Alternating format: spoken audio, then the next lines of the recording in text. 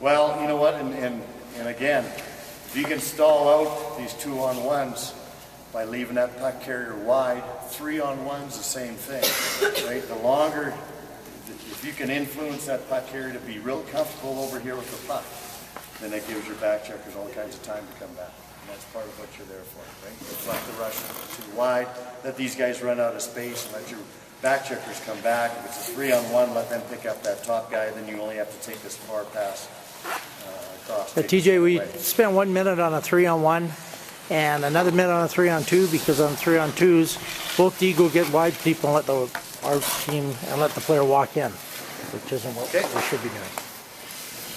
I'll give you my philosophy on a 3-on-1. They're going to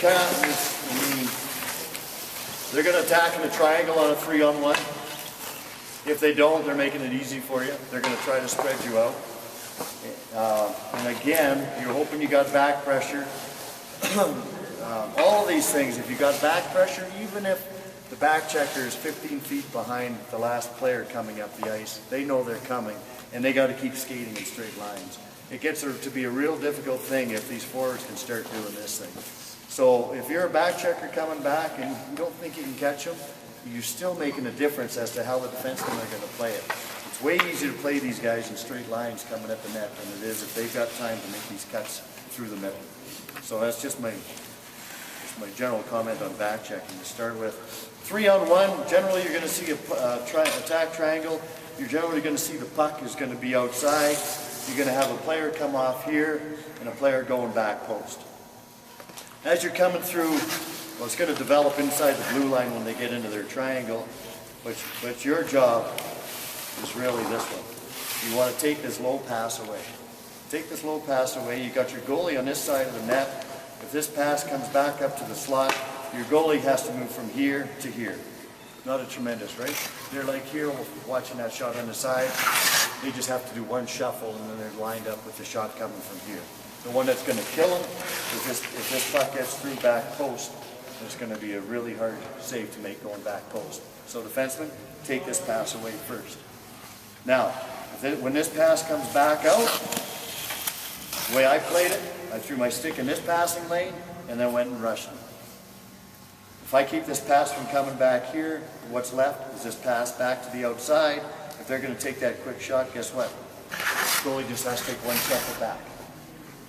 Not a tough play by any means. Right? If these guys are over on this side and they can move that puck back and forth, your goalie doesn't have to move very much. Again, take this away, take that passing lane away and go and pressure that puck.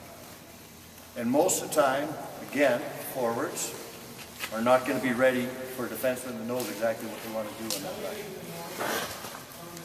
That's 3-on-1. Tough 3-on-1, really tough 3-on-1, doesn't happen much, is if that middle guy gets the puck and has time and space.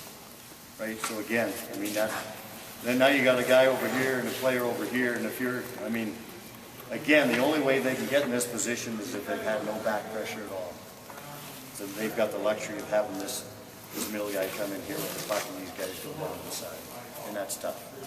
And if you're stuck in that point, at some point when this player, you got to back off, when they get to be dangerous, take one lane away, whether it's this one or this one, and you got to go pressure. And you keep your feet moving and come over if you have to. But you're really swimming. You put yourself, or your teammates have put yourself in a tough position on the 3-on-1.